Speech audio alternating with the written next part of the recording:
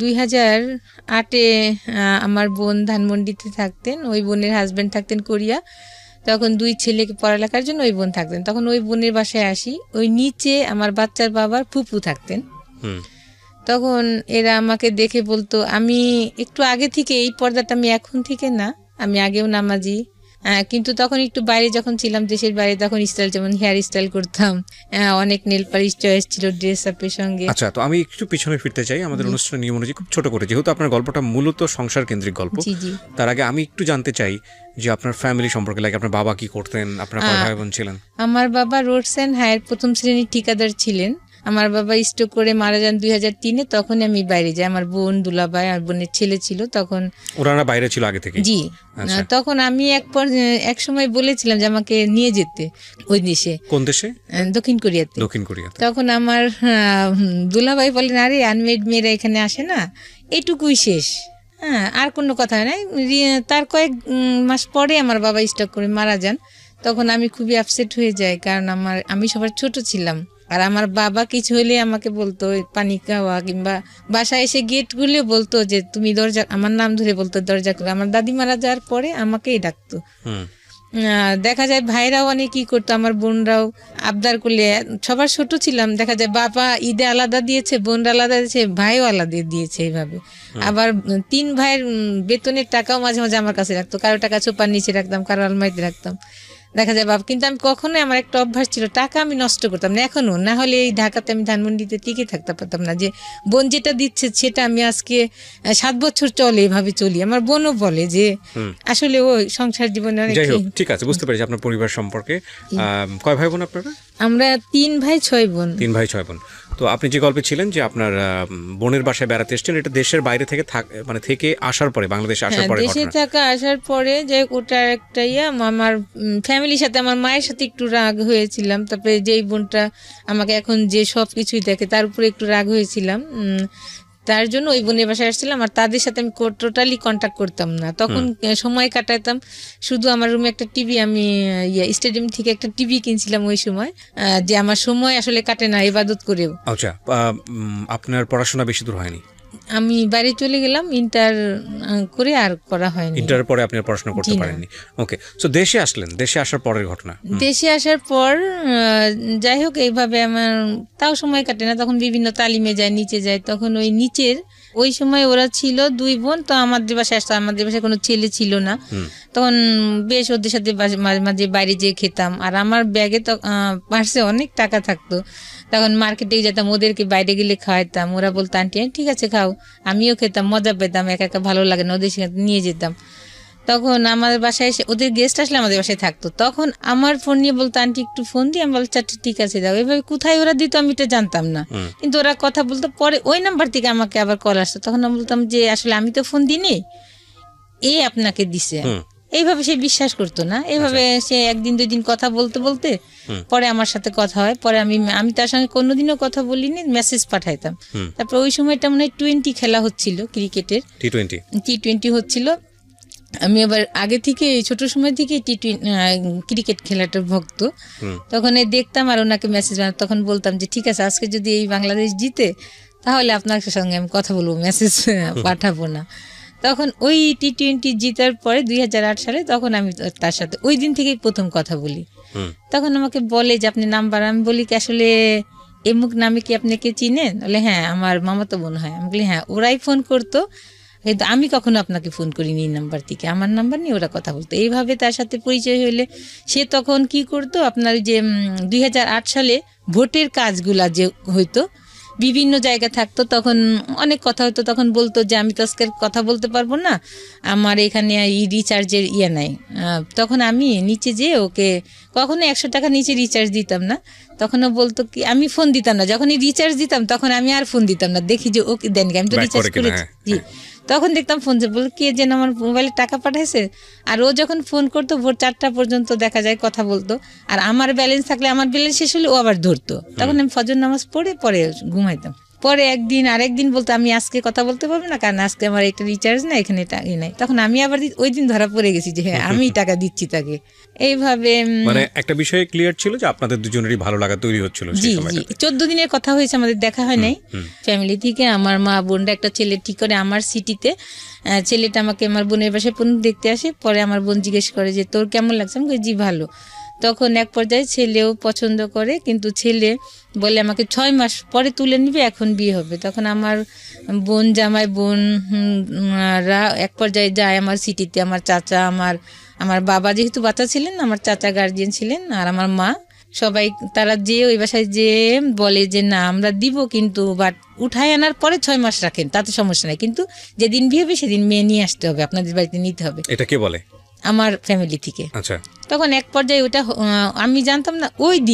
এই দিন যেদিন আমার ফ্যামিলি থেকে ছেলের বাসায় গেছে, ও তার আগের দিন আমি ওকে ফোন দিছি যে আমার মনে হয় এক জায়গায় বিয়ে হওয়ার কথা। বললো যে তোমার যাওয়ার দেখা না, আমি একটু কালকে ভিতরে আমি ঢাকা আসতেছি, ঠিক আছে তুমি যেও না। তখন আমার বোনদের বললাম যে আমি যেয়ে কি করব, এখনই তো সব কিছু না, আপনারা তো কথা বললাম, আমি তার যাবো না এই বাসায়, আমি থেকে যাই। তো বললো আচ্ছা ঠিক আছে। তখন আমার বোনের ছেলে মেয়ে আর আমি বাসায় রইলাম। পরের দিন ও আসলো, তখন আমি আবার ওই দিন একটু পার্লারেতে এসে, এখন আমার বোনের ছেলেটা এখন কানাডা পড়ে, তখন ও ছোট ছিল, বলতো যে আন্নু তুমি কোথায় যাচ্ছ? তখন আমি বললাম যে এই ডেটিংয়ে যাচ্ছি, কিন্তু ও বিশ্বাস করে না, কারণ আমি আসলে এই টাইপের ছিলাম না। আসলে সত্যি ওই দিন আমি ডেটিংয়ে যাচ্ছিলাম, মানে ওর সঙ্গে আপনি দেখা করতে যাচ্ছিলেন। তখন ওকে বললাম। ইন টাইম 14 দিনের মধ্যে কি রকম হয়েছে যে আপনি ওকে পছন্দ করে ফেলেছেন, ভালোবেসে ফেলেছেন, ও আপনাকে ভালোবেসে ফেলেছে? ওর কথা অনেক শুনতাম, ওই যে ওর কাজিনদের মুখে, এই দিক থেকে ভালো লাগে। 14 days is not enough to fall in love actually, but soft corner তৈরি হয়েছে। জি জি, মাঝখানে যেটা হতো আমার বিয়ে, যে ওর আমি যে নিচে থাকতাম, যখন ওরা যেতাম, ওরা আমাকে ওর আম্মা, ওই মেয়ের মারা বলতো যে এর জন্য বিয়ে হবে। আমার যে আমার যার সাথে বিয়ে নেক্সট ডে হলো, তার যে চাচা, তাকে বলতো যে ওনার জন্য একটা ছেলে দেখো। তাই উনি আমার বলতো যে যার মুখই দেখলাম না তাকে বিয়ে কিভাবে ঠিক করবো। হ্যাঁ, তখন ও আসার পরে আমি তো তখন আমার 10,000 টাকার একটা ঈদে নিয়েছিলাম, ওই সময় 10,000 টাকার একটা 3 পিস, অনেক কাজ করা বাইরের ড্রেসটা ছিল, ওটা পরে গেছি। তারপরে অনেক সাজছিও পার্লারে যে। তারপরে এখন ও গুড়ি গুড়ি বৃষ্টি হচ্ছিল, তা আমি রিক্সায় বসা। তার আগে কথাটা ওকে বলতাম যে আপনি যে আমি তো সুন্দর না, আমাকে যে পছন্দ হবে কিভাবে বুঝবো? তখন বলবে তোমাকে যে আমি পছন্দ করলে ঠিক আছে তোমাকে আমি কিস দিব একটা। হ্যাঁ, কিন্তু আমি একটু বিশ্বাস করি নাই, জাস্ট যাই হোক। তখন আমি ওকে ফোন দিই, তখন দেখি যে ছেলে ফোন উঠায়, তখন আমি বুঝি এই হবে। অনেক লম্বা, ও 5 ফিট 10। তখন ও ফোনটা উঠায়, তখন আমি বলি আমি এই রিক্সায় আছি পিছন থেকে। তখন ও আসে, রিক্সায় বসেই প্রথমে আমাকে কিস দেয়। তখন আমি মানে কি কথা বলবো না কি করবো, আসলে হারাই ফেলি তখনকার ইয়েগুলা। তখনও আমি রিক্সাওয়ালাকে বলি কি যে মামা আমি কোথায় যাবো, ওই সময় আসলে কোনো মাথায় আসছিল না। তখন আমি বলি মামা আপনি ধানমন্ডি পার্কে যান, ঘুরি ঘুরি বৃষ্টি হচ্ছে, ওটা মাথায় খেয়াল করি নাই। তারপরে গেলাম, ওখানেই জাস্ট 1 ঘন্টা কথা হয়েছে। তখন এই কথাগুলো বললাম, শেয়ার করলাম। তখন ও বললো ঠিক আছে কোনো সমস্যা নেই, আমি বিয়ে করবো তোমাকে, আমার দেশে যেতে হবে না, ওই ছেলেকে বিয়ে করতে হবে না।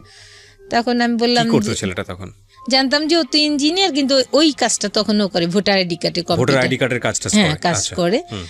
তারপরে কি হলো বললাম, তখন বললো কি চলো একটু মার্কেটিং। তখন তো আমার কাছে আসলে অত টাকা ছিল না, তখন আমি ওর জন্য একটা মেরুন পাঞ্জাবি দিয়ে কাজ করা পাকিস্তানি। 14 দিনের মধ্যে এত দূর চলে গেলেন আপনারা? ওই যে আমার বিয়ে ঠিক হয়েছে দেখে ও আসছি ঢাকাতে। ঠিক আছে, বাট আমি দেখি নাই না, আপনাকে তো দেখতে আসতেছে, বিয়ে তো ঠিক হয়নি তখন।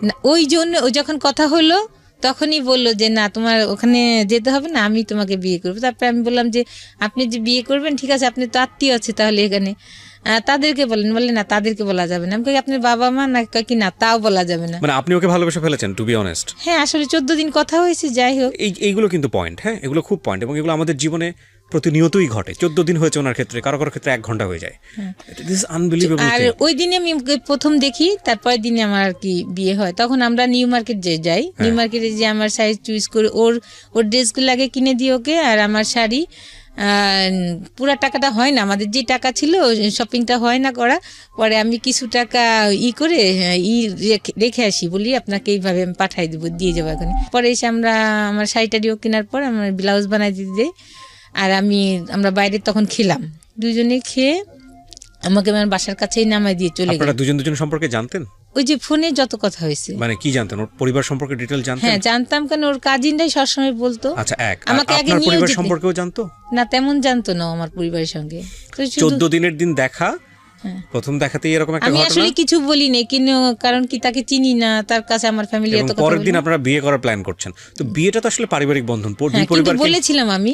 কিন্তু ও তখন একটা বলে যে না, যদি বিয়ে না হয়, তুমি যদি অন্য কোথাও বিয়ে করো তাহলে আমার কি হবে জানি না। তখন আমি ভাবলাম যে, আর আমি তখন ওই যে যখন ধান পার্কে গেলাম, ওকে আসলে মুখও দেখতে পারিনি, শুধু পায়ের দিকে তাকাইলাম। আসলে আমার পাটা অনেক সুন্দর না, আমার হাত সুন্দর কিন্তু, বাট ওর পাটা অনেক সুন্দর ছিল। আমি তখন পায়ের দিকে তাকাই থাকতাম, পা দেখে আরো না, আমি ওই নিচেই তাকাই আছি তো, পাই দেখতেছি শুধু, তার মুখের দিকে লজ্জা পাচ্ছি তাকাইতে। তখন শুধু পাই দেখতেছি, তখন বলছি যে পাটা যখন সুন্দর, নিশ্চয়ই লোকটাও সুন্দর হবে, এমন। তখন যখন ও অন্যদিকে তাকাচ্ছে, হয়তো বা তখন আর চোখে একটু দেখি, কিন্তু আমি এতই লজ্জা বোধ ছিল, কিন্তু তখন আমি অনেক ম্যাচিউরড মেয়ে, কিন্তু আমি লজ্জা পাচ্ছিলাম ওর দিকে তাকাইতে।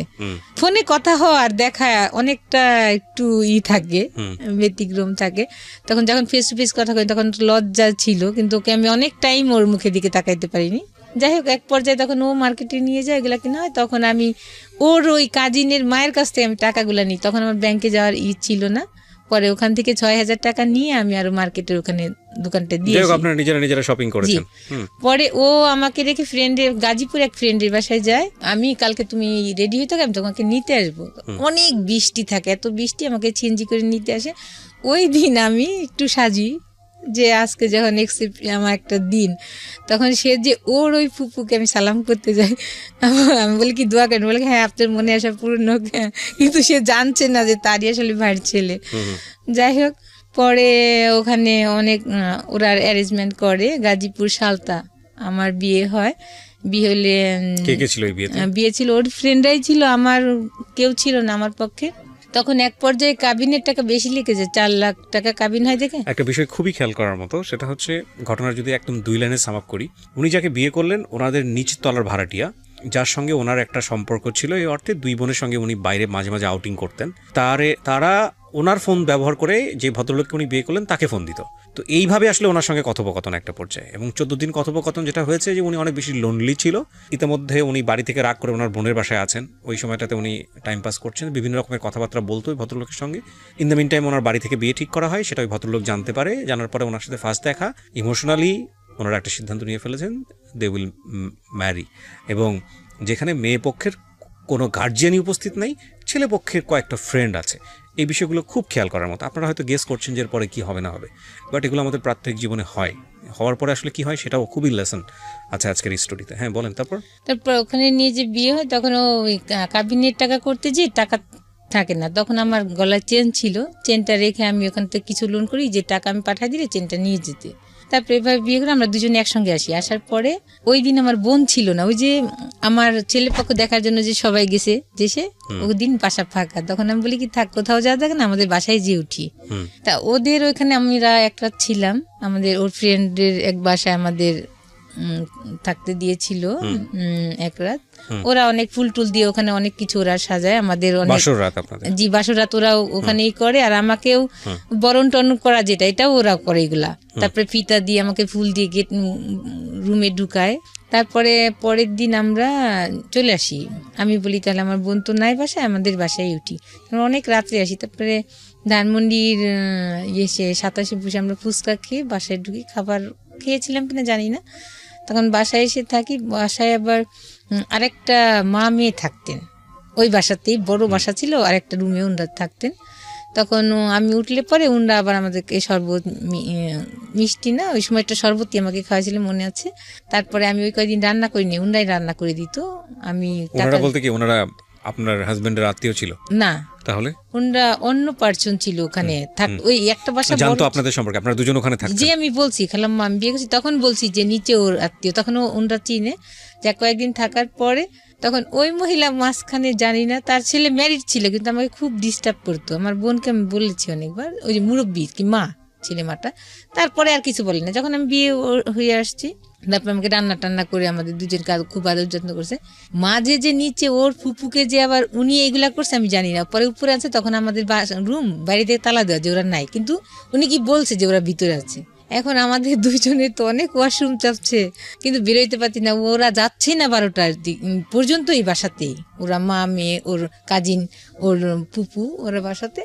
তখন এক পর্যায়ে ওরা আর কতক্ষণ থাকবে, তখন ওরা নিচে যায়। তখন আমরা ওই 12টার সময় আমরা বের হয়ে ওয়াশরুমে যাই, যে পরে আমি কেন জানি আমার মনে হয় আমি একটু রেডি হয়ে বাইরে যাই। পরে ওই বিয়ের শাড়িটা আমি পরি, ও পাঞ্জাবি পরে, দুজনে পরে। পরে আমি বলি কি, ওনার যে মেয়েটা থাকতো, যে আমাদের সাথেই আরেকটা যে ইয়ে থাকতো খালাম্মা, ওনার মেয়েটা, আমি বলি কি আপা আমরা একটু বাড়িতে ঘুরে আসি। কেন জানি আমার মাথায় আল্লাহর তরফ থেকেই হয়তো বা, কারণ নাহলে ওইখানে গ্যাঞ্জাম হতো পরের দিন। পরে আমার বোনের বাসায় যাই, বলি আমি সরাসরি উঠে, যে ওকে আবার বলি নাই যে আমি আমার বোনের বাসায় যাই, চলো রিক্সা নিয়ে যাই। আপনারা উঠেছেন কোথায়? আমার ওই যে আরেকটা বোন যে ছিল, যে বোনটা কোরিয়া থাকতো, ওর না আপনি বিয়ে করে উঠলেন কোথায়? ওই বাসাটাই, ওই নিজের বোনের বাসাতে? জি। ওই বোন জানতো যে আপনারা বিয়ে করে এসেছেন? না, ওই বোন তো ওই যে বললাম না বাসায় ছিল না, যে আমার জন্য ছেলে দেখতে গেছিল সবাই দেশে। মানে ওই বাড়িতে আপনার আত্মীয় স্বজন কেউ ছিল না যেখানে উঠেছেন? বোনের ছেলে, কারণ একটা ছেলেকে নিয়ে গিয়ে আপনি উঠতেছেন, বাসার মানুষজন সন্দেহ করবে না? না, তখন ওই যে ওই খালাম্মারা ছিল, বলছি আমি যে বিয়ে করছি আমি। খালাম্মা বলতে কোন খালাম্মা এটা? মানে আমার বোন, ওখানে তো বড় ফ্ল্যাট ছিল, দেখা যায় একটা রুমে ওই খালাম্মা তার মেয়ে ছিল, খালাম্মার হাজবেন্ড ছিল। এই খালাম্মাটা কি ধরনের খালাম্মা? ওই বাসায় থাকতো আমরা, যে আর কি আপনাদের সাথে ভাড়া থাকতো? হ্যাঁ জি জি। আচ্ছা, ভাড়াটিয়া ছিল। তার আমার বোনরা তো সবাই মিট হয়ে গেল আমাদের বাড়িতে ওই ছেলে দেখার জন্য। ওই ফাঁকে তো আমি এটা খারাপ কাজটা করেই ফেললাম। যাই হোক, তখন বাসায় উঠি, তখন উনাকে আমার তো বলাই লাগবে, আমি বাসার ভিতরে আসছি একটা ছেলে নিয়ে, এটা আমি বলবো না। তারপরে আমি 2 দিন না 3 দিনের মাথায় পরে আমার ওই বোনের বাসায় আমি যেয়ে উঠলাম, রাত তখন 12টা 12:30 বাজে, বললাম যে আমি বিয়ে করছি। তখন আর কিছুই বলে না, আমার বোন হাসলো, কারণ আমি তখন ম্যাচিউরি ছিলাম। আর আমি মাঝে ওই যে একটা ব্যাপারে ভাই বোনদের উপর রাগ হয়ে বিয়েই বসতে চাইনি, বলছি বিয়ের কথা শুনতেই পারতাম না। ঠিক আছে, আমরা স্টোরি দিকে আগে। হ্যাঁ, তারপর যাই হোক, তারপরে বিয়ে করার পরে এখন পর্যায়ে তো তারা জানছে। পরে ওরা যে ভিতরে সব আমার শ্বশুরকে ফোন করে বলছে, চাচা শ্বশুর, আমি জানি না এগুলা।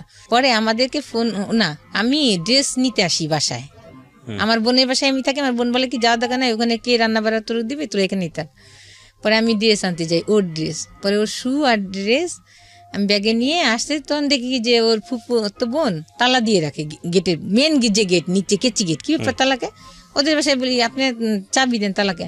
ওদের বাসায় যাওয়ার পর ওরাও বাসা থেকে তালা দিই, কি ব্যাপার? তখন আমাকে ওদের বাসায় আটকানোর পরে ফোন দিলে আমি ফোন দিই, আমার বোন আমার দুলাভাই যায়, কিন্তু ও যায় না।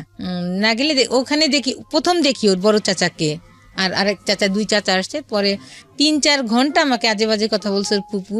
এর মাঝে বলে আমাকে, ওই সময়টা আমি শুনি, ওর চাচারাও বলে যে এই ছেলে তো ভালো না, তুমি যে বিয়ে করছো না জেনে, ওর তো একটা ছেলের সাথেও অ্যাফেয়ার ছিল।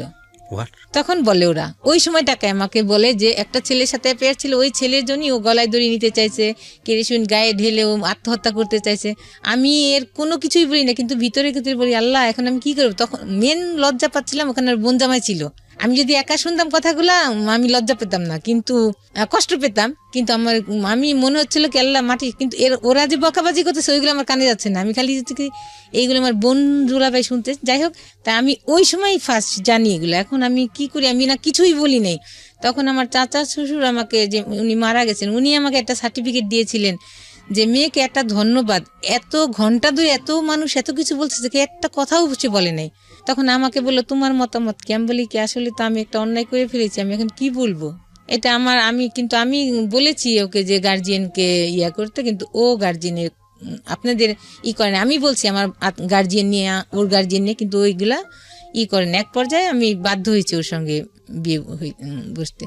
তখন আমার বোন সব কিছু মিলে দেখেন ওরা করে ফেলছে। তখন আমার বোন বললো ও তো ম্যাচিউর হয়েছে, ও যদি বিয়ে করে একটা খারাপ কাজ করে না, ও তো খারাপ কাজ করে না, ও তো এতদিন ধরে আপনাদের এখানে থাকে, আমার বোন আরেক বোনও থাকে, তা এর আগে কি কিছু খারাপ শুনেছেন? বলছে না।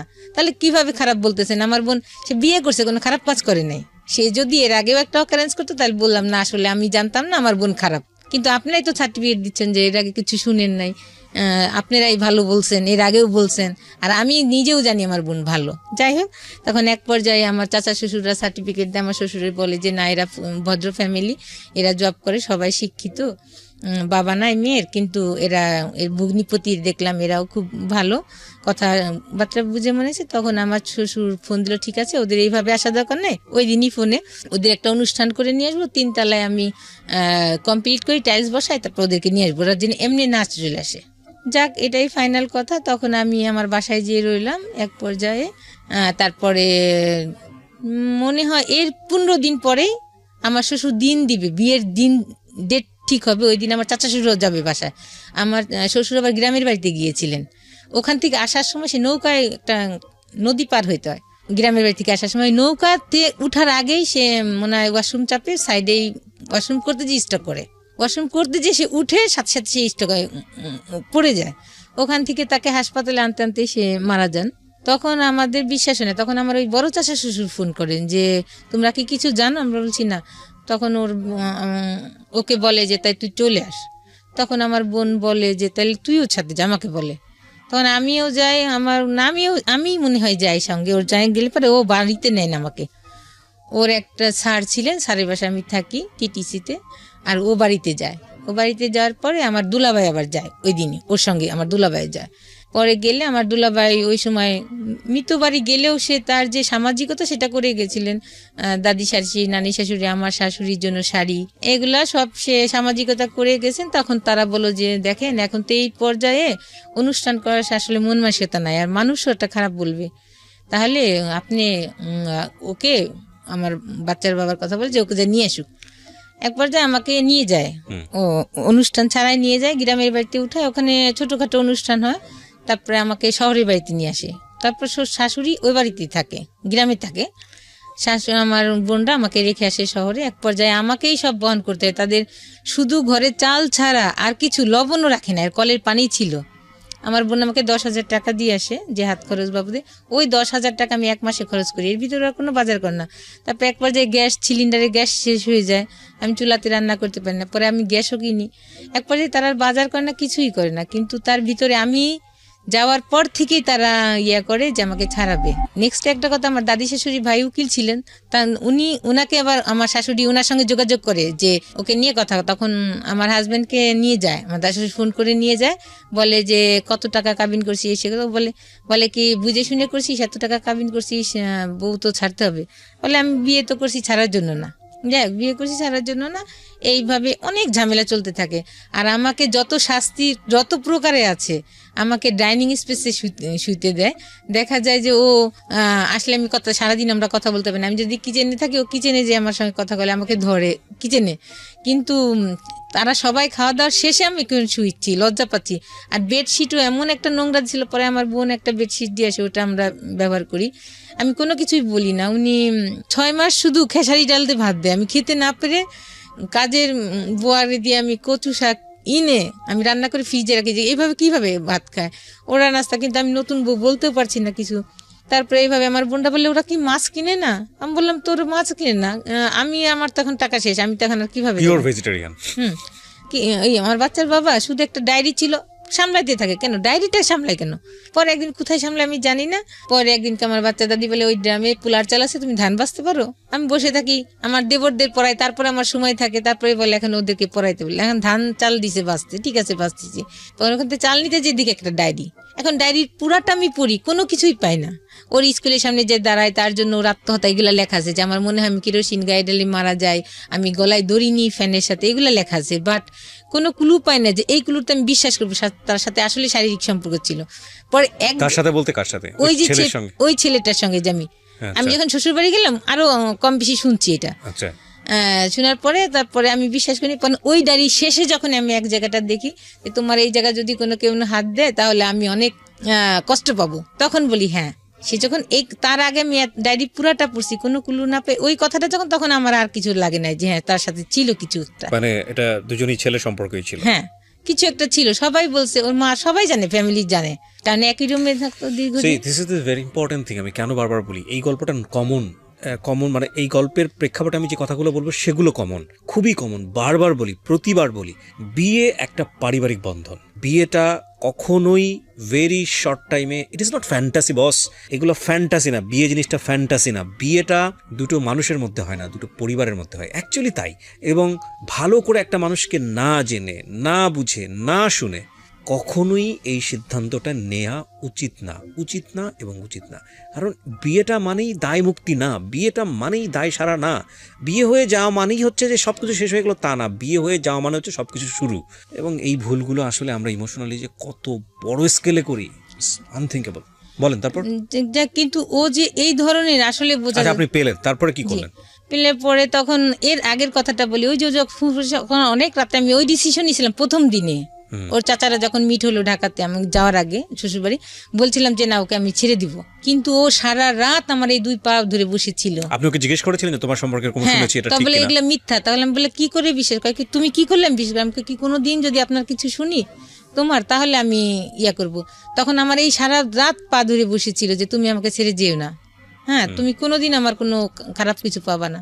তখন একটা ছেলে যদি এইভাবে কান্না করে, এত ই করে, সে আপনি ডায়েরি পেলেন, তখন নেক্সট যে তার ডায়েরি পেলাম, তখন তো আমার অনেক দিন তার সাথে সংসার জীবন হয়ে গেছে, তখন আর আমি কিছুই বললাম। আপনি তাকে কোনো জিজ্ঞেস করেননি ডায়েরিটা কি? হ্যাঁ সে শুধু সামলাইতো। পরে আমি পাওয়ার পরে যখন তাকে টর্চার করলাম, এগুলা জিজ্ঞেস করলাম যে এগুলা, তখন সে 5 ওয়াক্ত নামাজ পড়ে, আমি 5 ওয়াক্ত নামাজ পড়ি, তার ভিতরে এগুলা তখন করলো কি, সে সব ডায়েরি আরো কাগজ টাগজ ছিল তার ড্রয়ারে, ওগুলা পুরাইলো আমার সামনে, পুরাই ফেললো ওই ডায়েরিটা, আরো কি কি কাগজ ছিল ওগুলো পুরাই ফেললো। বাট আনসারটা কি ছিল তার? কিছুই বলে না, শুধু হাসে, হেসে এক পর্যায়ে রেগে সব পুরাইলো। তখন আমার তো নতুন সংসার, কোনো কিছুই রাগ না। বিয়ের কয় মাস পরের ঘটনা এটা? বিয়ের 2 মাস 3 মাস পরে।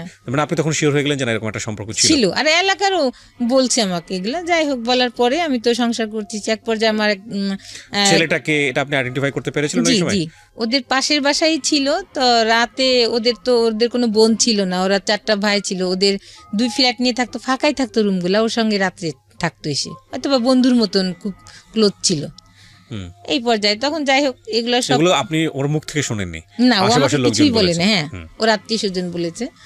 তারপরে এক পর্যায়ে আমি প্রেগনেন্সি হই, 2009 আমার মেয়েটা হয়।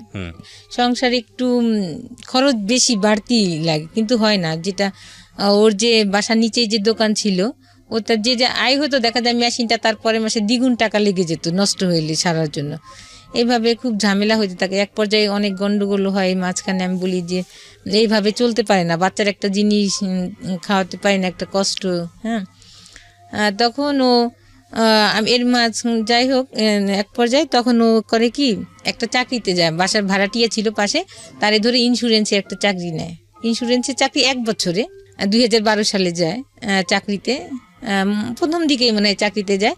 তখন সে ভালোই চাকরি করতে থাকে, বেশি স্যালারি ছিল না, তার ভিতরে আমি চলে যেতাম। সে জানতো, চুপচাপ কিছু বলতাম না। দেখা যায় আমার 4 বছরের সংসার জীবনে সে একবার একটা ইলিশ মাছ কিনেছিল, আর একবার বাইলে মাছ কিনেছিল, আর মেয়ের জন্য সে মাছ আনতো পাঙ্গা, সেটা দে। কিন্তু আর এদের এত সম্পত্তি, এতই, কিন্তু এটা এত হিসাবি, এত কৃপণ। ও যখন জবে যায়, আমি জানি না, মাঝে মাঝে এসে বলে যে আমার এক ম্যাডাম আছে, ওখানে ওই টেবিলটায় গেলে উনি এই কাজ কার্ড এক্সট্রা পায়, টাকা পায়। তাই আমি বলি আস্তে আস্তে দেখো, প্রায় ম্যাডামের কথা বলতো। তখন আমি এক পর্যায়ে বলি, তুমি এত ম্যাডামের গল্প, তুমি যে সহজ সরল মানুষ, তুমি তারপরে অল্পতেই মানুষের ফাঁদে পড়ে যাও। কয় কি আরে না ঝামেলা। আমি কি হয়েছে? কয় কি না, ম্যাডামের একটা পারিবারিক সমস্যা। আমি কেন, ওনার ভাই বোন নাই? কয় হ্যাঁ, এক ফুপা আছে, ওনার হাজব্যান্ডের সাথেই হচ্ছে না ঝামেলা। এর ভিতরে কিন্তু সেই জড়াই গেছে, আমি জানি না। আমার বাচ্চার যখন 2nd বার্থডে, ওই দিনই ও প্রথম ঢাকাতে। পরে আমি এগুলো মিলাই, আসলে কি ওকে আমি অন্ধবিশ্বাস করতাম, কেন জানি। আমি ভাবতাম না ও সত্যই কোনো বাসায় মেয়ে আসলে বাইরে ও তাকাইতো না, তাদের মুখের দিকে তাকাই কথা বলতো না, তাদের সাথে কথা বলতো না, শান্ত স্বভাব ছিল। আমরা যদি কথা বললে বলতো যে তোমরা তো বাইরে যাও না, বাইরে গেলে তো মুখ আমার দেখায় যায়, তোমরা এত জোরে কথা বলো কেন, বাসার রাস্তা থেকে শোনা যায়। এই ধরনের সে খুবই, আর সে কি বলবো, অন্য ধরনের মানুষ ছিল। আমার কাছে না, শুধু আমার ফ্যামিলিও বলে, কিন্তু সেই ব্যক্তিটা যে এত খারাপ কাজ করতে পারে এরপরেও।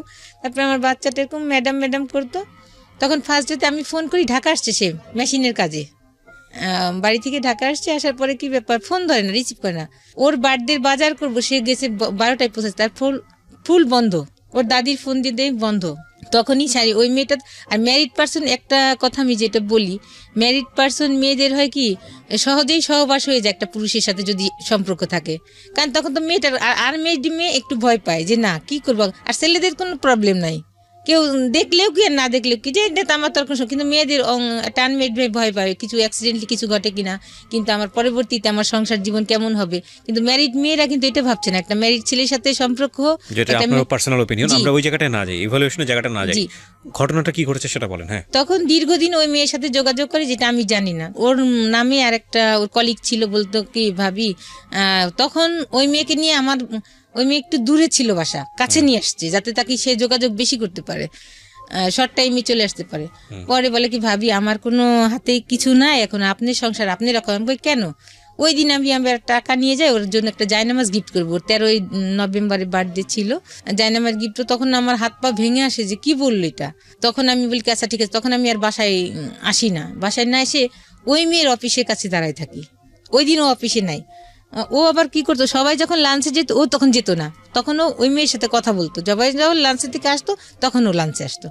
তারপরে সকাল সন্ধ্যা ও এর আগে যেত, কি ব্যাপার তোমার গোসল করে আসছো কোত্থেকে, তোমার হাত দিয়ে সাবানের সেন্ট, তোমার গোসল করলে মানুষের একটা ফ্রেশনেস থাকে, ও এড়াই যেত কথা। পরে একদিনকে ও শার্ট দিয়ে পারফিউমের সেন্ট, মেয়েদের একটা শরীরে একটা গন্ধ আছে আলাদা, ছেলেদের একটা আলাদা গন্ধ আছে, তখন বলি কি তোমার শার্ট দিয়েছে মেয়েদের গন্ধ কেন, ও হাসি উড়ে দেয়। সকালে একদিনকে আরেকদিন বাইরে গেছে, আমি নাস্তা বানাইনি, ও হাতে মাংসের গন্ধ, কি ব্যাপার তুমি তো বাসাতে কিছু খেয়ে গেলাম, তোমার হাতে গন্ধ কেন মাংসের, ও হেসে উড়াই দেয়। এইগুলা করতেছে আর উড়াই দিচ্ছে। ফজর নামাজ পড়ে সে বাসায় আসতো না, কি ব্যাপার এতটাই, বলে কি ওই যে তাবলিকেরই ছিল, দাওয়াত ছিল, ওখানে গেছিলাম, কিন্তু কন্টিনিউ সে মিথ্যা তো বলে যাচ্ছে। তারপরে আমার মা তখন ক্যান্সারের রুগী ছিল, আমি আসবো আমার মাকে দেখতে, তখন ও আমাকে এড়াই যেত আর বলতো যে তুমি গেলে এত তাড়াতাড়ি আসলে, এত টাকা খরচ করে গেলে, 1 মাস না থাকলে হয়। আপনারা এইটা বুঝে নিয়েন যে ও একটা স্বামী স্ত্রীর মধ্যে যেই সম্পর্ক থাকা উচিত আমাদের সেটা ছিল না আমার, কিন্তু আমি এটা মাঝে মাঝে মিসিং পেতাম, ওর বুঝতাম, কিন্তু সংসার জীবনে কলহর জন্য স্টপ হয়ে যেতাম, মাঝে মাঝে মন খারাপ হতো, কান্না করতাম, তারপরে আর বার্গেনিং করতাম না। তারপরে এক পর্যায়ে আমি ওই মেয়ের অফিসের সামনে দাঁড়ায় থাকি ওই দিন 13ই ডিসেম্বর, আর আমি মার্কেটে যে ওর জন্য জায়নামাজ কিনি না, দাঁড়ায় থাকলে পরে ওই মেয়েটা অটোতে উঠে, আমি পিছনে অটোতে উঠি, দেখি যে বাসার সামনে সে ওর বাসার সামনে নেমে হেঁটে যাচ্ছে, আমি পিছনে, মেয়েটা যায় আর পিছনে পিছনে তাকায়। তখন মাঝখানে আমাদেরই এক পরিচিত মুয়াজ্জিন আছে, উনি আবার ওই সাইডে দোকান দিছিল। তখন বলে হ্যাঁ ভাবি, আমি তো ভাইকে দিক দিয়ে মাঝে মাঝে যাওয়া দেখি, সকাল সন্ধ্যায় যায়। মেয়ের পিছনে পিছনে যে বাসাটা দেখে আসি, তখন আমি কনফার্ম হই না যে আসলে তার সাথে সম্পর্ক। পরে আমি বাসায় আসি, বাসায় আসলে পরে এক পর্যায়ে ওর যে নিচে দোকানটা থাকে, ওই দোকানের ড্রয়ারে পাসপোর্ট থাকে ওর, আর কিছু টাকা থাকে। আর আমার বোন আমার মেয়েকে যে ব্যাংকে নতুন টাকা দিছে বান্ডিল সহ, সেটাও আমাকে জানায় না, ওইভাবে রেখে দিছে, টাকাটা খরচ করে নাই। ওই টাকাগুলো নিয়ে আমি বাসায় উঠি, ও অফিস থেকে বাসায় এসে দেখে ড্রয়ার ভাঙায়, আমাকে অনেক সার্চ করে, আমি কিছুই কথা বলি না, তখন ও বাসা থেকে চলে যায়। তখন আমি এক ভাড়াটিয়াকে বলি যে মামি, আমি একটু এই ঘটনা, আপনি আমার সাথে একটু চলেন।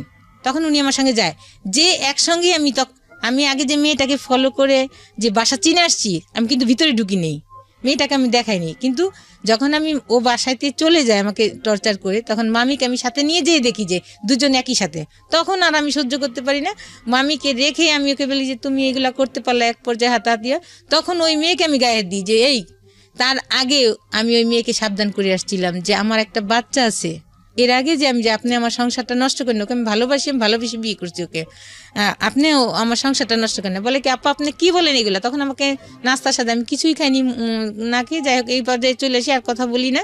তখন ওই মেয়েটাকে আমি ইচ্ছা মতো মারি দিই যে তুই তো জানতি যে আমার একটা বাচ্চা ছিল, তোকে না আমি অ্যালার্ট করে দিয়ে আসছিলাম যে আমার সংসার ভাঙিস না, আমার একটা মেয়ে আছে।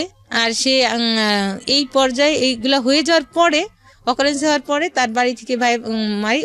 তখন ওই মেয়েটা কি করে, আমি এক পর্যায়ে করি, বাড়িওয়ালা বলে ঠিক আছে আপনি বৈধ, আপনি ওর প্রথম স্ত্রী, আপনি পুলিশ আনেন। তখন আমি সত্যি থানায় আমার বোনদের ফোন করি, আমার বোনদের এক পর্যায়েও ফোন দেয় যে আপনার বোনকে আর আমার রাখা সম্ভব না। তখন আমার বোন আমাকে ফোন দেয়, তখন বলে কি ঠিক আছে তুই যা, পুলিশ আনার মাত্র তখন দেখি যে মেয়ে নিয়ে ও অলরেডি ওর বাড়িতে চলে গেছে, ওই মেয়ে নিয়ে, ওই বাসায় মেয়ে নাই। তখন পুলিশকে নিয়ে আমি আমার শ্বশুরবাড়িতে উঠি, উঠার পরে প্রতিবেশী যারা আছে তারা টাকাটুকু দিয়ে পুলিশকে সলিউশন করে দেয়, ওই মেয়ে থাকে। এক পর্যায়ে দেখি কি আমার বাচ্চার দাদি তার রুমে নিয়ে ওই মেয়েকে উঠাইছে, তার মানে সে যদি প্রশ্রয় না দিত তার ছেলে, কিন্তু আরেকটা কথা সেখানে প্রশ্রয় অপ্রশ্রয়ের বিষয় না, ইভালুয়েশনটা আসলে আমাদের যারা শুনছেন দর্শক তারাই মূল্যায়ন করুন। ঘটনা আপনার লাইফে যেটা ঘটেছে আপনি সেটা বলে যান। তারপরে ওখানে উঠায়, তারপরে এক পর্যায়ে কথা হয়, তখন ওই মেয়েকে ওই রাতে রাখে ওদের বাসায়, আর আমরা তো দোতলায় থাকি। কিন্তু সে এর মাঝে সে করতো কি, বাথরুমে যে মেসেজ পাঠাইতো, কথা না, বাসায় যতটুকু রাখবে সে কথা না বলতে পারলে বাথরুমে যে মেসেজ পাঠাইতো। পরে আমার গার্জিয়ানরা গেল, অনেক টর্চার করলো, তুমি এই ধরনের কাজ করতো, সব জায়গায় কি তোমার সাথে শুধুই মেয়ের দেখা, আর কারোর সাথে দেখা না? বলে হ্যাঁ আমি তো অফিসে করি না, তুমি অফিসিয়াল কাজ, তার বাসায় বাড়িতে যেত না। ওই ঈদের কথাটা মিসিং হয়ে গেছে।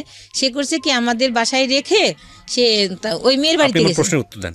সেটা হচ্ছে আপনি যেটা বললেন যে মেয়েটাকে ছেলেটাকে আপনি একসাথে পেয়েছেন, পুলিশ নিয়ে আসছেন, তারপরে বিষয়টা কি মীমাংসা হলো আপনাদের মধ্যে?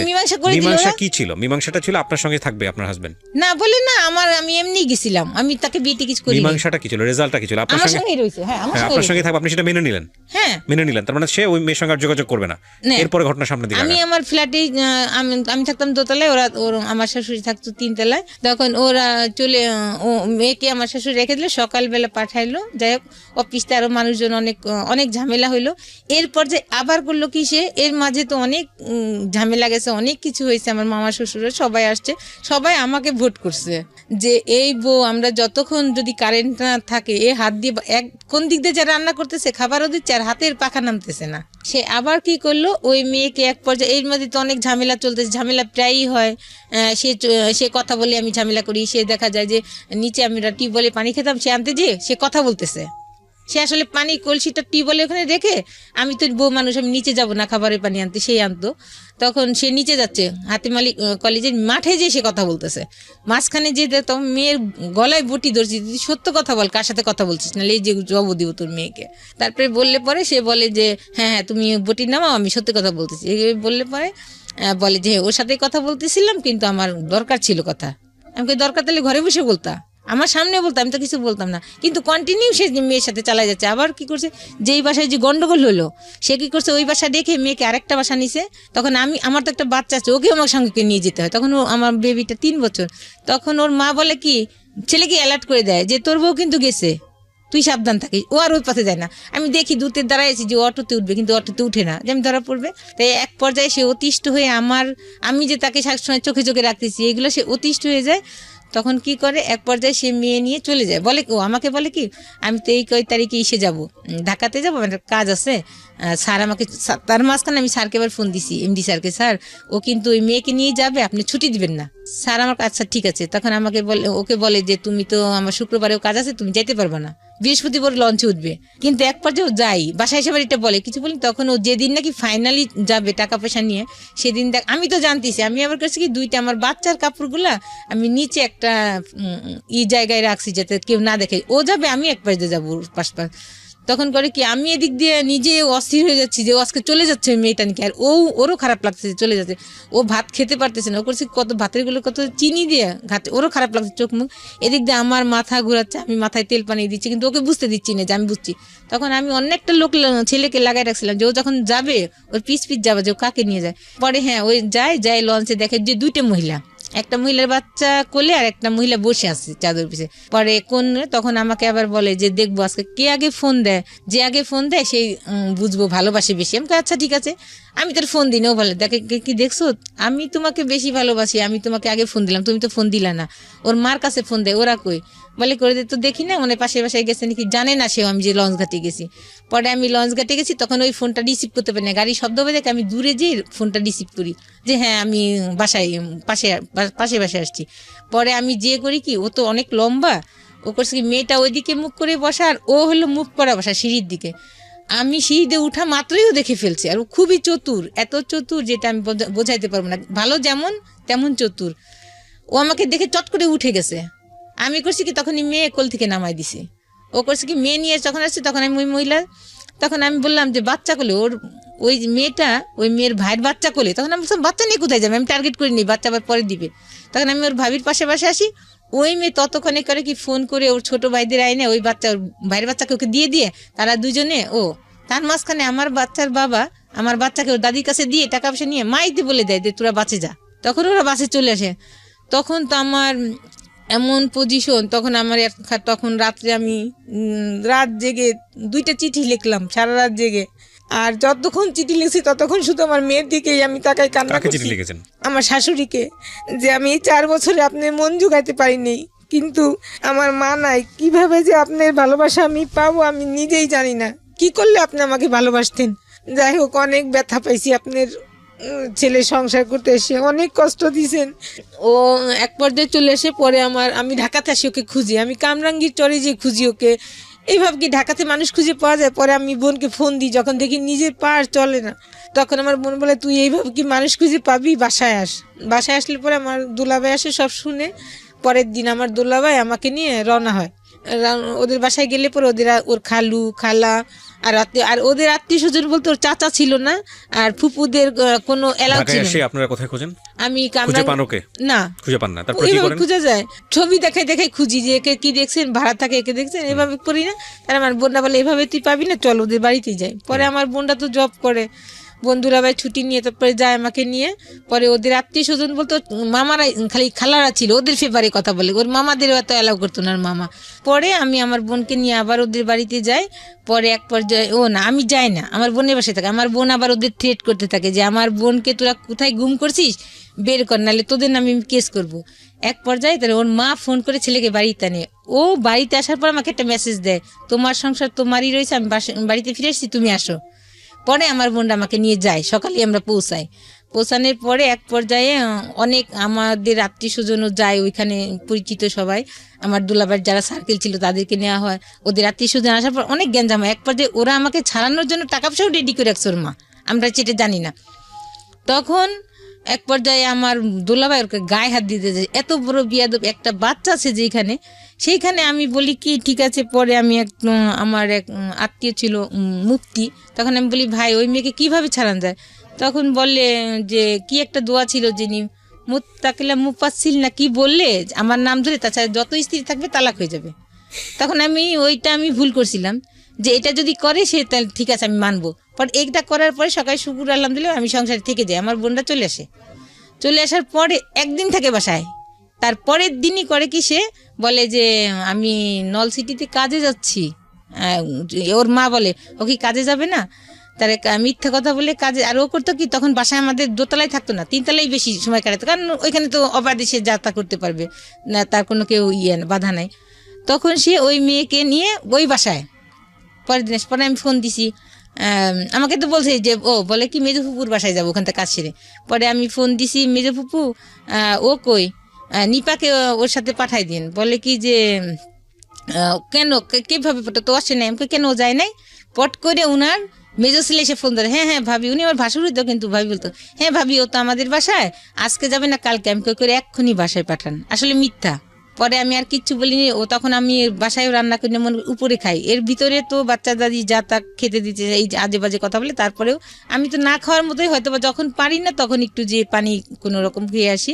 তারপরে করি কি, তখন আমার মাথায় আর কাজ করে না যে আর ওকে সময় দেওয়া যাবে না, ওর সংসার আমাকে আর সম্ভব না। তখন আমি বাইরে যে গ্লোভস কিনি, হাতের একটা কাগজ কাটে যে ধারালো ব্লেডের মতো নিয়ে এসে ওই চাকুটা কিনি। প্ল্যান কি ছিল আপনার? প্ল্যান ছিল যে আমি যখন ওর সংসার করতে পারলাম, কোনো মেয়েই জানি সংসার করতে পারে না, এটাই আমার মাথায় ছিল যে ওরা একটা এমন ব্যবস্থা করবে যাতে ও আর কোনো মেয়ের জীবন নষ্ট করতে না পারে। তখন এক পর্যায়ে ও পরের দিন রাত্রে আসে, আমি তো রেডি হয়ে বসে আছি, আমি বাসায় রেডি থেকে ও বাসায় আসার পরে উপরে দুজনে একসঙ্গে খাই। আমি কোনো কথা অন্য দিন কিন্তু অনেক ঝামেলা করি, কোথায় গেছিলেন, কিন্তু ওই দিন কোনো কথাই বলিনি। বাসায় আসার পরে আমার বাচ্চার দুধ ছিল, গুঁড়ি দুধ, ওটা আমি করি, আগে ঘুমের ওষুধ আমি গুঁড়ি করে রাখার পরে ওর দুধে মিলাই, ওর কাপটা আমারটা মিলাই না। তখন আমি বলি ও খেতে চায় না, করলে যে আপনার একটা ভয়ঙ্কর বিপদ হতে পারে, ওটা আমার তখন মাথায় কাজ করে নাই যে মানুষের এত যন্ত্রণা। শুনেন, একটা এর মাঝে অনেক কথা গেছে। শি ওয়াজ প্ল্যানিং লাইক ওর এমন একটা অবস্থা করে দেওয়া যাতে করে ও পরবর্তীতে অন্য কারো সংসার করতে না পারে, আপনারা বুঝে নেবেন আপনাদের জায়গাটা থেকে। এবং সেজন্য উনি একটা ধারালো ব্লেড কিনে নিয়ে এসছে, আরও অনেক কিছু কিনে নিয়ে এসছে। And she is planning like a pro বলতে আমি যেটা বোঝাচ্ছি যে প্রফেশনালরা যেভাবে প্ল্যান করে আর কি, ঘুমের ওষুধ খাওয়ায়। And this is not the end, cause প্রত্যেকটা ঘটনার একটা ইফেক্ট থাকে। দেখেন কোথাকার জিনিস কোথায় গিয়ে দাঁড়িয়েছে। বলেন। এর মাঝে আমি অনেক বলে আমরা জানি যে এই স্টোরিটা আসলে যদি আপনাকে ইলাবোরেটলি বলতে দেওয়া হয় এটা সারাদিন বলেও শেষ হবে না। এর মাঝে ওরা আত্মীয় স্বজন যাদের এই বোর মতো বোন, আমি অনেক পরিশ্রম করছি, আমার জামা ছিঁড়ে গেছে, কিন্তু আমি ওই বলছে জামা বানাইতে, আমি বানাই নি। বলছি সংসারে কয় বছরের সংসার আপনার? 4 বছরে, যে আলমারিটা হোক, এই খাটটা বানানোর পর আমি ড্রেস নিবো। ওকে ঠিক আছে, আপনি তারপর কি করলেন? তারপরে ও রাত্রে যখন দুধ খেতে চায় না, তখন আমি বলছি তুমি না খেলে আমিও খাবো না। তখন এক পর্যায়ে দুধটা খাওয়ার পরে সে ঘুমিয়ে অনেক কথা বলতে বলতে এক পর্যায়ে তখন আমি তার সাথে মিলন হতে চাই, কিন্তু ওই সময় ও সে হয় না। তখন আমি এক পর্যায়ে আমি দেখি তাকে, জাস্ট পরীক্ষা করেছে কি বলে, কিন্তু আমারও ইচ্ছা ছিল না। তারপরে এক পর্যায়ে সে ঘুমায় গেলে আমার যে দরকারি জিনিসগুলো, আমার ক্যামেরা, আমার গোলগুলা, আমার পছন্দের শাড়ি, আমার মেয়ের ড্রেসগুলা, কিছু যেটা লাগবে আমি একটা চাদরের উপর ফেলে বাঁধি। আর আমার কিছু বাইরের কিছু ইলেকট্রিক জিনিস ছিল, ঘর মোছা মেশিন, ঘর ঝাড় দেওয়া মেশিন, আরও আমার প্রিয় জিনিসগুলা আমি করি কি, আমার ড্রয়িং রুমে খাট ছিল সামনে, আমি মেয়েটাকে আগে ওখানে শোয়াই যাতে আমি দ্রুত মেয়েকে নিয়ে চলে যেতে পারি। মেয়ের শীতের পোশাক পরাই ঘুম পাড়ায় রাখি, আর আমিও আগে বোরকা পরে ফেলি। পরে বলে আমি নিয়ে তখন আমি মশারিটা নাই, আমার প্রিয় লেপ ছিল, আমার একদম পছন্দের অনেক দামি লেপ, মশারি, আমার কাটা, আমি সব ওকে গায়ে দিয়ে আসছি কেন, যাতে ও শীতে কষ্ট না খায়, ওকে মশারি না কামড়ায়। কিন্তু কাজটা করছি খুব জিদে, কিন্তু আমি চাইনি যে ওকে একটা মশাইও কামড় দিই, কিন্তু আমি ক্ষতি করছি, কারণ যে আমার মনে যে ব্যথা, আপনি ঘুমের মধ্যে থাকা অবস্থায় কাজটা করেন, থাকার অবস্থায় কাজটা করি, তখন ও জেগে উঠে। তারপরে আমি ওটা জেগে ওঠার পরে কি করে, আপনাকে ধরে ফেলে না?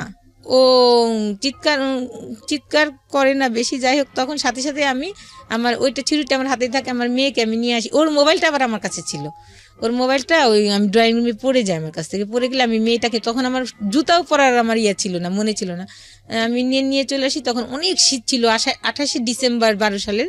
তখন আমার মেয়েটাকে আমি বলি, আম্মু কুকুর ডাকতেছে, আমি বলছি আম্মু। তখন আমি ওদের বাসায় চিল্লাপাল্লা শুরু হয়েছে, ওর মা চিৎকার করে কান্না করতেছে, তখন চিৎকার করে কান্না করতেছে, সব আমি তো দেখতেছি, দূরে থেকে দেখা যাচ্ছে, মানুষ দেখা যায় না কিন্তু শব্দগুলো শোনা যাচ্ছে।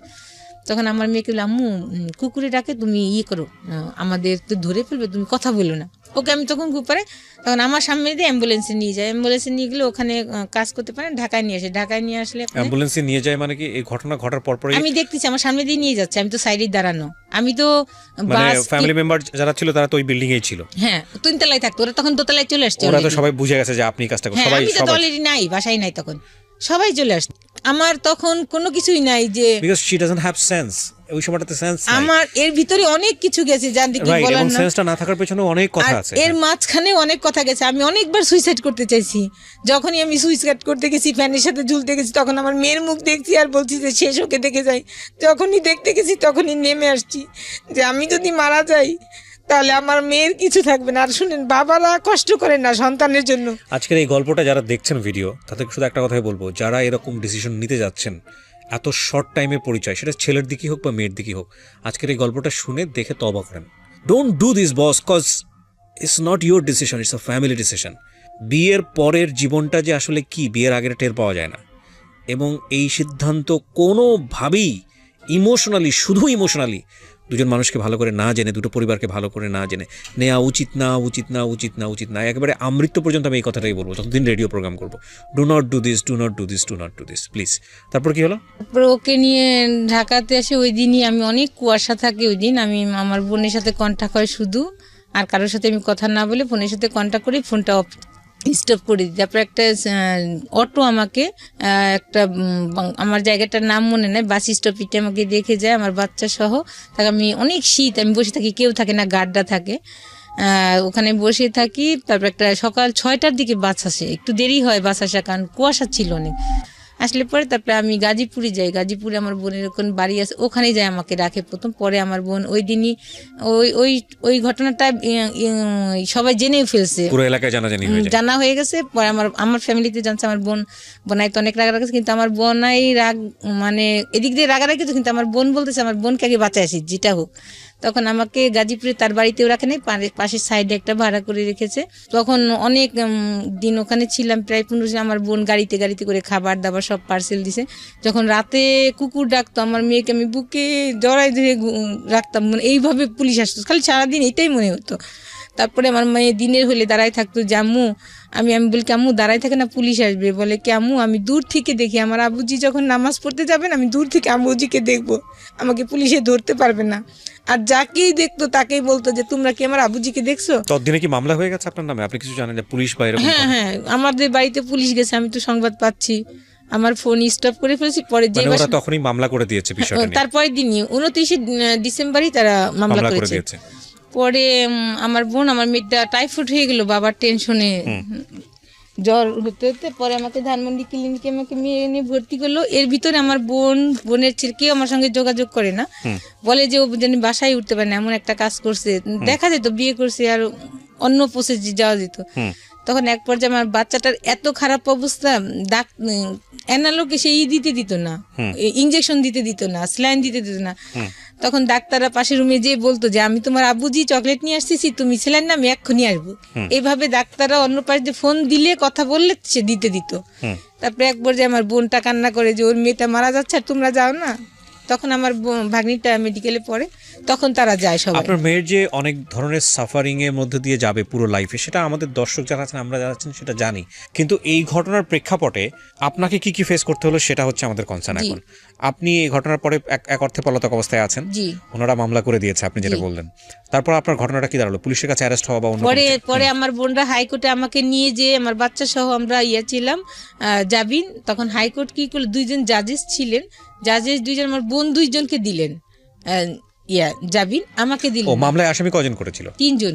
আমার 2 বোনকে বলছে তারা সহযোগিতা করে নিয়ে আসছে, এটা বলছে। আচ্ছা আচ্ছা, তো আপনার 2 বোন ছিল প্লাস হচ্ছে আপনিও ছিলেন, 3 জন আসামি ছিল। হ্যাঁ হ্যাঁ, আমি 1 নম্বর, তারা 2 নম্বরে। তখন জাজেস আমাকে দিল না। তখন আমার বোনরা বললো যে, আমাকে সাজেস্ট করলো যে দেখ তুই তো ভুলের বশত, আসলে আমরা তো জানি যে তুই কষ্ট করে কাজটা করে ফেলেছিস, মানে সহ্য কোনো নারী এমন সহ্য করতে পারে না, তারপরেও তো একটা গুনার কাজ হয়ে গেছে, অন্যায় হয়ে গেছে, এখন তুই স্যালেন্ডার কর। শেখ হাসিনা খালেদা জিয়াই যখন জেলে গেছে, আর তোর তো কোনো ব্যাপারই না, তুই যা করার আমরা আছি পিছনে, আমরা তোর সাথে আছি, তোকে আমরা ফেলবো না। এমনি করে আমার বোন অনেক করেছে আমার জন্য, আমার গায়ের চামড়া দিয়েও যদি তাকে জোতা দিই সেটা অন্য হিসাব। আপনাকে তারপরে কি হলো? তারপরে আমার বোন, আমি কোর্ট স্যালেন্ডার করি।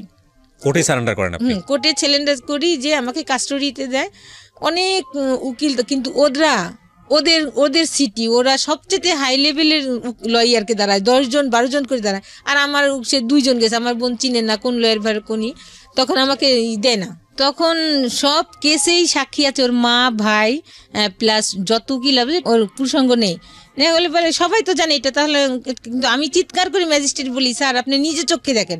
পরবর্তী নেক্সট একটা ওখানে একটা দাঁড়াই আছে যে 205-এ, যে সচক্ষে দেখেন, কিন্তু ম্যাজিস্ট্রেট এই কাজটা করে নাই। বলে কি যে প্রমাণ এবং সাক্ষ্যাদি কাগজপাতি দ্বারাতে বোঝা যায় যে, মানে এক পর্যায়ে যখন সাক্ষী চলে আসে, লিখিত সাক্ষী, সবাই বলে নাই, খুঁজে পায়নি, কেউ বলে অর্ধেক। সেটা তো অন্য হিসাব। মেডিকেল ট্রিটমেন্টের রিপোর্ট, মেডিকেল ট্রিটমেন্টেও বলে যে নাই, কিন্তু ওরা টাকা দিয়ে এটা করেছে। দেখেন বাংলাদেশে কি হতে পারে না, কিন্তু একটা মেয়ে মানুষের জীবন কত নষ্ট করে দেয়। এক পর্যায়ে ও নিজের মুখ দিয়েই বেরোয় যায়। ও যখন দিতে যায়, সাক্ষী দিতে যায়, যে ও তখন ভিকটিম সাক্ষী দিবে যে আমারটা নাই, তখন আমার লয়ার বলে যে আপনি এক বাক্যে উত্তর দেন, কি প্রস্রাবের সাথে প্রস্রাব করেন? তখন বলছে ও হ্যাঁ। তখন বলে তাহলে আমার একটা কথা বলেন, 10 আনি আপনি আছেন না 12 আনি 16 আনি ভালো আছে? তখন ও বলে যে না, আমার 12 আনি ভালো আছে। তখন আমার লয়ার বলে যে মিথ্যা। তখন সারা কোর্টে একটা হইরই পড়ে যে এতগুলা সাক্ষী হলো শেষ সাক্ষী, সবাই বলছে যে নাই, খুঁজে পায়নি। আর এত বছর, 2 বছর অলরেডি, তখন 2-3 বছর চলে যায় কেসটার, 5 বছর ঘুরছে। আপনি জেল খাটেন কতদিন? আমি প্রথমে কাস্টডিতে আমাকে 9 মাস, আমাকে জামিন দেয় নাই, যে নাই, তখন আমাকে তো 9 মাস আপনি একটানা জেল খাটেন? হ্যাঁ। আচ্ছা, তারপরে আপনি বের হন, তারপরে এই প্রসিডিউরটা শুরু হয়? হ্যাঁ, বের হলে পরে 2 বছর ধরে এটা চলে? 3 বছর। তখন 5 বছরের মাথায় 2012-তে ঘটনা, কেসটা হয় শেষে, একদম বছরের শেষে, কিন্তু 2017-তে রায় হয়, আমার 5 বছর সাজা হয়। ওই সময় আপনার লোয়ার কোর্টে 5 বছরের সাজা হয়ে যায়? জি, হইলে পরে তখন আমাকে ওইখানে, আমার যে পরিচিত মানুষ, আমার ভাই বোন সবাই জব করেন, যার সংসার নিয়ে দৌড়াতে পারে না, তখন আমি ওইখানে পরিচিত যে ছিল, জেলের ভিতর যে পরিচয় হয়েছিল, ওরা তখন মাদকের ব্যবসা করতো, কিন্তু ওরা মানুষ ভালো ছিল, তাদের সাথে একটা আমার পরিচয় হয় ওর ভিতরে। জীবনে কোনোদিন ভাবছেন জেল খাটবেন? না, কিন্তু আমি আসলে দেখি শুধু খারাপ মানুষই যেন, অনেক মানুষ ওইখানে কেউ আছে। 14 দিনের রেজাল্ট দেখেন, 14 দিন। বললাম না, আজকে যারা শুনতেছেন, this is not the first time. আমি আমার লাইফে, এই রেডিও 13 বছর ধরে রেডিও ক্যারিয়ার আমার, আমি প্রায় 9 থেকে 10 বছর শুধু এই অনুষ্ঠানগুলোই করি, 9 to 10 ইয়ার্স। কত মানুষের জীবন গল্প যে আমি শুনেছি, আমার খালি মোস্ট কেসেস যেটা মনে হয়েছে যে মেয়েদের ক্ষেত্রে সবচেয়ে বড় যে সমস্যাটা, সেটা হলো ইমোশনাল হয়ে বিয়ে করা। মানে এটা যে কী করতে পারে একটা লাইফকে। কত কেস যে আমি উপস্থাপন করেছি। আমি শুধু একটা কথাই বলতে চাই, মেয়েরা বেশি ভিকটিম হয়, বাট ছেলেরাও ভিকটিম হয়। Please do not do. প্রেম আসতে পারে, কিন্তু বিয়ের সিদ্ধান্তের জায়গাটা এরকমভাবে নিয়েন না, কজ জীবনটা যে কত কঠিন মাই গুডনেস, ভদ্রমহিলা আরো কি বলে শোনেন। হ্যাঁ, তারপর যেদিন সাজা হয় সেদিন ছিল বৃহস্পতিবার, আমি রবিবারে কোর্ট সিলিন্ডার করি, ওনাদের কাছে টাকা পয়সা দিই যে 30,000 টাকা দিই যে আপনি আমাকে হাইকোর্ট করেন, বাকি টাকা আমি দিব। তারপরে 5 মাসের মাথায় আমাকে হাইকোর্টের থেকে জামিন দেয়, জজ কোর্টের থেকে আমাকে দেয় না, আমাকে তো মেট্রো কোর্টেতে সাজা হলো, জজ কোর্টেতে আমাকে দেয় নাই।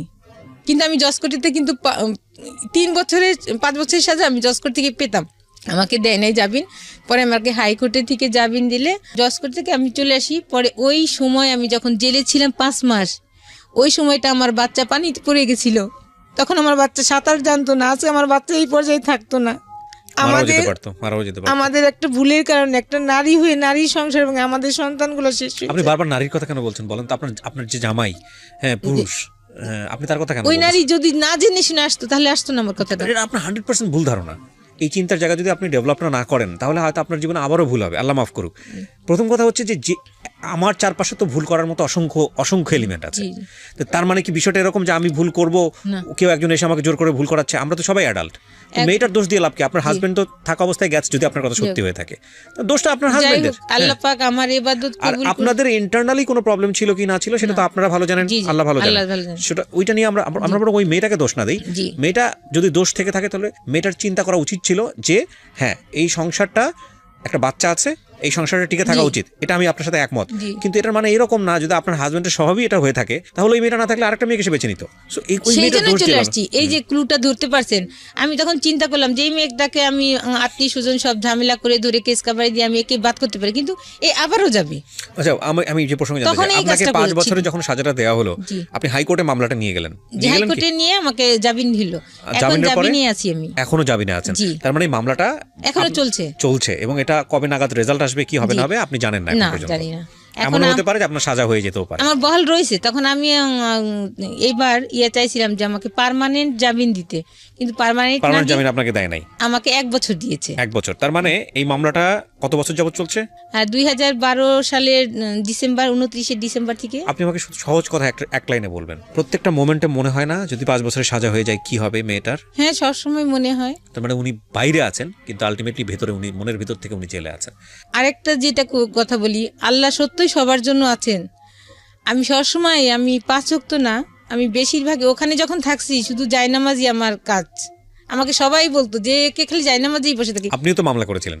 হ্যাঁ, আমি নারী নির্যাতন এবং একটা আমার কাছে যৌতুক নিয়েছিল 2 লাখ টাকা আমার বাবা থেকে। সেটা ওই মামলা কি হয়েছে? ওরা চালাকি করে একসময় বলছিল আমাকে মাঝখানে যে তুমি কেসগুলো উঠে নিয়ে আমরা কেস উঠাবো। তখন আমি মিসিং এই ভুলটা আমি করি। এখন ওর আত্মীয় স্বজন বলছিল, যখন ওরা যেটা বলাইছিল যে সে কেসগুলো উঠে কাগজপত্র নিয়ে এসুক, আমরা মাঝখানে আমি সব কেস উঠাইছি কিন্তু তারা কেস উঠাবে না। তখন বলে আমার বোনটা গেছে, গাড়ি নিয়ে গেছে, আমাকে নিয়ে গেছে। আর তখন তারা বলে কি ওরা যদি ওরা ফোনই স্টপ করে বসে আছে, মানে কেস তোলার পরে কি আপনারা ধরা খেয়ে গেছেন? হ্যাঁ, তখন আমি একটা পারিবারিক কেস এসে আবার দরখাস্ত করছি যে তখন এটা উঠে নেই, দরখাস্ত দিচ্ছি যে নেক্সট তারিখে আসলে উঠবে। তখন শুধু ওই পারিবারিক কেসটা ছিল, আর যে আমার কাছে যৌতুক নিছে এগুলা আর উঠানো হয়ে গেছে। আচ্ছা, ডিভোর্সটাও হয়ে গেছে আপনাদের? জি, ডিভোর্স ওরা এই যে কিছুদিন আগে দিয়েছে। জি জি। This is really touchy story এবং সহ্য করার মতো না। উনি যে গল্পটা আজকে মুখ ঢেকে এখানে বলেছেন, ওনার গার্ডস ছিল পুরো সমাজকে ফেস করার, কিন্তু ওনার মেয়ের কথা চিন্তা করে উনি আজকে ফেসটা দেখান নাই। মেয়ের সামাজিকতা, মাশাআল্লাহ, she has a cute baby, বেঁচে থাকার একটা অবলম্বন তার কাছে আছে। কিন্তু জীবনে একটা ভুলের জন্য পুরো জীবনটা কোথায় চলে যায় আপনারা চিন্তা করে দেখেন। ওনাকে যে অত্যাচারটা করা হয়েছে, আমি যদি বলি যে হ্যাঁ অত্যাচার জীবনে আসতেই পারে, দুর্ঘটনা করতেও পারে, উনি যদি ঠান্ডা মাথায় স্টেপটা নিত যে ঠিক আছে মামলা তো আমাকে করতেই হবে, পুলিশের দ্বারস্থ আমার হতেই হবে, তো ঠিক আছে ও যে অন্যায় করছে সেটার জন্য নারী নির্যাতন মামলা করি বা এটা করি ওটা করি, ঠিক আছে, ওইখানেই কিন্তু সাজাটা এনাফ ছিল। কিন্তু উনি না করে নিজে এই ধরনের একটা কাজ করেছে জিঘাংসা থেকে যে না আমার সংসার যেহেতু হলো না, ওরা এমন একটা ব্যবস্থা করে দিব যাতে করে ও অন্য কোনো মেয়ের কাছে যেতে না পারে। এবং সেটা সে করার স্টেপ নেওয়ার পরে ওনার লাইফটা পুরোটাই বিকলাঙ্গ হয়ে গেছে। শুধু এটা তো আপনারা পরিণতি দেখলেন, আমি একটা কথাই বলতে চাই যে এটা হয়তো 5 বছর জীবনটাকে একটা ব্র্যাকেটে ফেলে দিয়েছে, আসলে কি হবে না হবে উই ডোন্ট নো। কিন্তু আপনি একটা জিনিস চিন্তা করে দেখেন তো, উনি যতদিন পৃথিবীতে বেঁচে থাকবে ওনার সামাজিকতার জায়গাটা, ওনার ঘরে একটা মেয়ে